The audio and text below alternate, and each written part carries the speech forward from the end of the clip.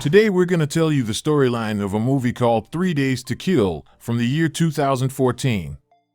Telling us the story of a retired CIA agent named Ethan Renner who was given an experimental drug to extend his life, but with a catch. With only 3 days to accomplish the task, Ethan must also reconcile with his estranged daughter and cope with the drug side effects. So, without further ado, let's get straight to the video. But before we start, please support our channel by subscribing and click the bell icon for future notifications. Now, let's start. The movie begins at the CIA headquarters in Langley, Virginia. Agent Vivi DeLay has a meeting with the CIA director and another man to discuss their target, a dangerous individual named Wolfgang Braun, also known as the Wolf.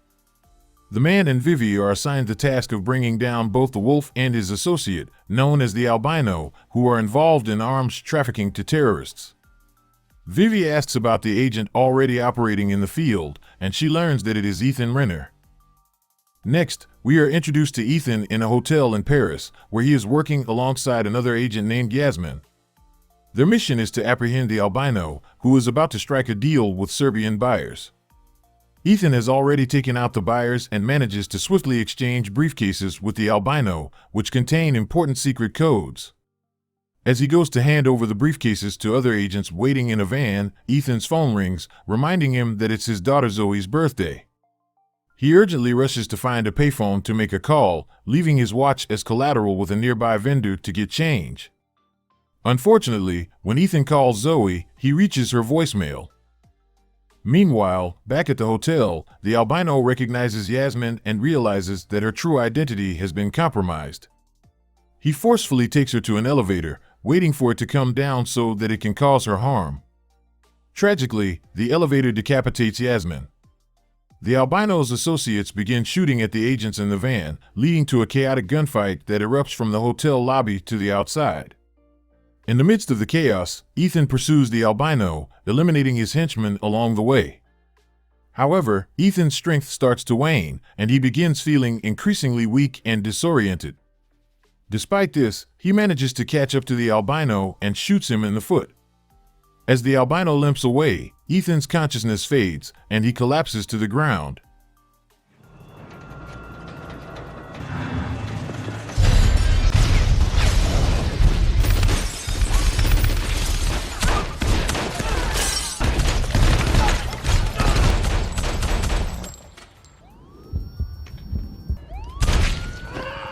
After regaining consciousness, Ethan finds himself in the hospital, where a doctor delivers devastating news.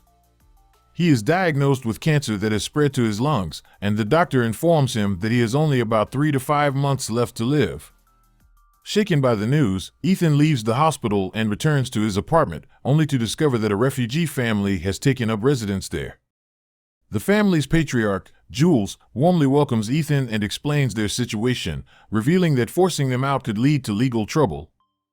Frustrated, Ethan initially considers using force but eventually relents, allowing the family to stay until Jules' eldest daughter gives birth. Realizing the urgency of the situation, Ethan contacts his ex-wife, Tina, who is initially hesitant to meet with him while out with friends. However, when Ethan insists that it's urgent, she agrees to meet. They come together to sign Ethan's will, and he confides in Tina about his terminal condition. He emphasizes his desire to keep their daughter Zoe unaware of his impending death.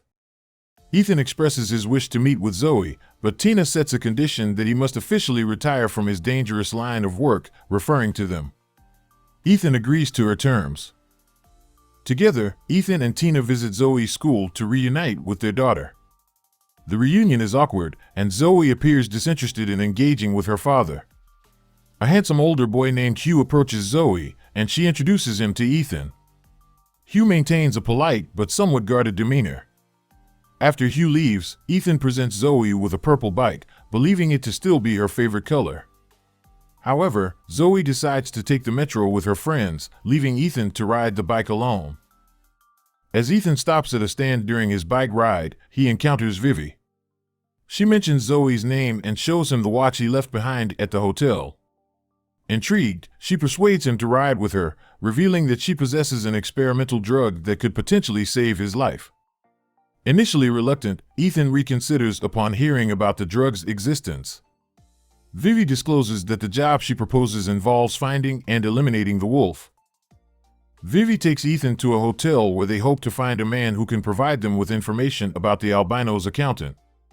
Vivi assures Ethan that there's only one person inside the room, but when they break in, they discover 5 individuals instead. Faced with no cooperation or valuable information, Ethan and Vivi are forced to eliminate all of them. In the elevator, Ethan expresses his condition for continuing the assignment. He demands $50,000 and a $1 million life insurance policy. Vivi agrees to his terms and administers a shot of the experimental drug to Ethan. Meanwhile, the albino meets with an individual and hands him a photo of Ethan to keep. Ethan goes to Zoe and Tina's apartment, where he hears Zoe screaming. Worried that she might be in danger, he breaks the doorknob and rushes in, only to find out that she is upset over a disappointing hairdo. Tina is angry with Ethan because he had promised to cook dinner but arrived 3 hours late. She is leaving for London the following day for a business trip and plans to hire a babysitter for Zoe. However, Ethan insists on taking care of Zoe himself. Later, Ethan begins to feel dizzy and eventually faints. He contacts Vivi and informs her about his hallucinations. Vivi suggests that he drinks vodka to alleviate his symptoms, and Ethan follows her advice. The next day, Tina departs for a trip, and Zoe enters the room wearing a wig with a reddish shade. She notices Vivi calling Ethan's phone, so Ethan explains that it's his boss calling. She sets the song "I Don't Care" by Iconopop as Ethan's ringtone specifically for when Vivi calls. Ethan once again tries to convince Zoe to ride the bike to school, but she insists on walking and ends up discarding the wig along the way. Ethan visits a store and unexpectedly comes under attack by a man armed with a shotgun. Despite being blasted by the weapon, Ethan emerges unharmed, likely due to wearing a bulletproof vest. A fierce fight ensues between the two, and although the man manages to stab Ethan in the neck, he is ultimately shot and killed.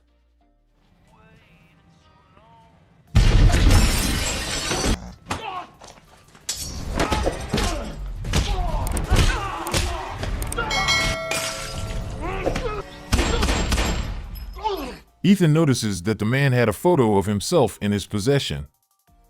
Returning home, Ethan discovers a message on Zoe's computer from a friend, stating that they will meet at the tattoo gallery. Worried, Ethan hurries to the location and finds Zoe's bag inside a car. Breaking into the vehicle, he finds a flyer from a place called Spider. Seeking answers, Ethan visits Maitat's house and asks Maitat's twin daughters about Spider. They inform him that it's a secretive establishment known as a soiree house.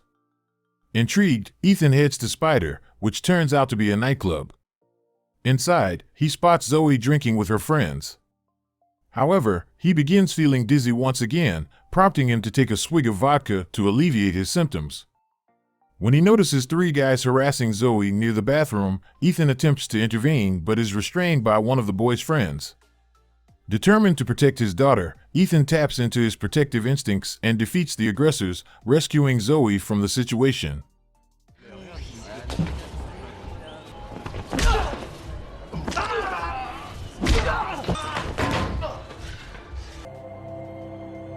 The next morning, Zoe wakes up with no recollection of the previous night's events.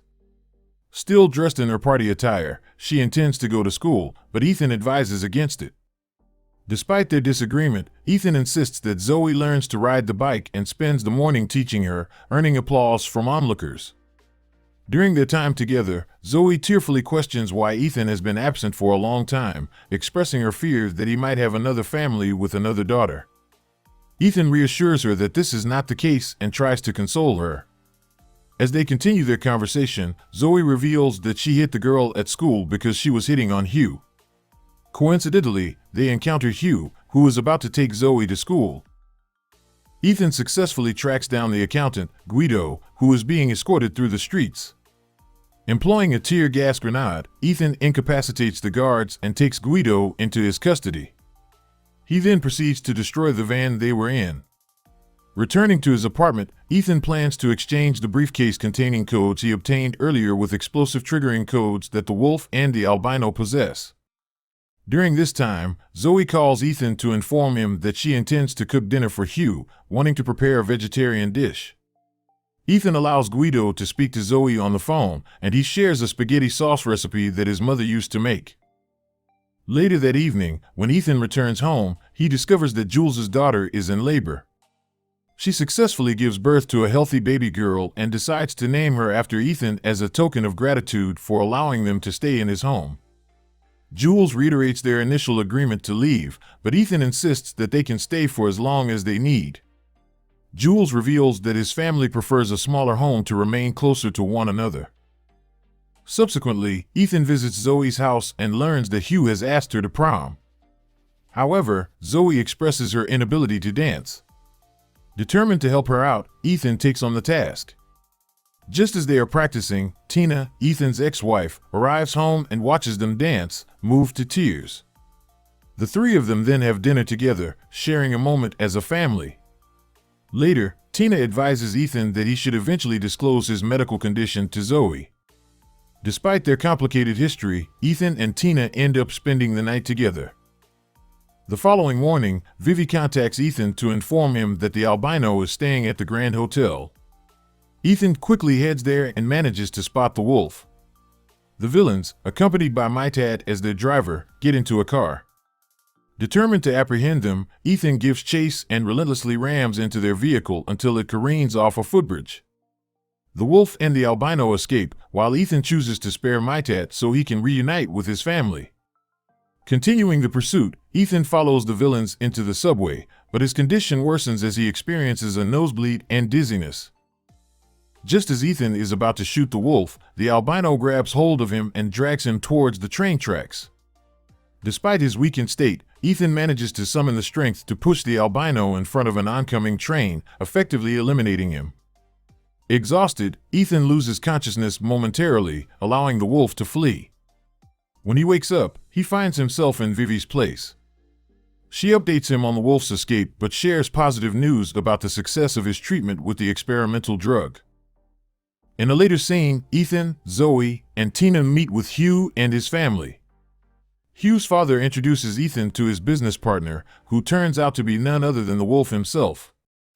The tension is palpable as they recognize each other and exchange an uneasy handshake. As they are escorted into a club, Tina begins to suspect that Ethan is involved in another assignment and accuses him of lying to her. However, Ethan reassures her that he hasn't been deceiving her. Amidst the chaos, the wolf's henchmen open fire on Ethan, prompting him to give chase. Ethan eliminates the goons one by one before cornering the wolf in an elevator. He strategically shoots the elevator's cables, causing it to plummet and crash to the ground. Meanwhile, in a private room, Hugh and Zoe find a moment to themselves. They share a dance and a tender first kiss, embracing the newfound connection between them. The scene continues with the wolf managing to crawl out of the fallen elevator, and Ethan discovers him. However, Ethan's strength wanes once again, leaving him unable to pull the trigger. He drops the gun, allowing the wolf to reach for it. Just as it seems the wolf might escape, Vivi enters the scene and pushes the gun toward Ethan, urging him to finish the job. But with thoughts of Tina and Zoe in his mind, Ethan resists and lets the gun fall to the ground. Unexpectedly, Vivi seizes the opportunity, grabbing the gun and taking matters into her own hands. She shoots and kills the wolf herself.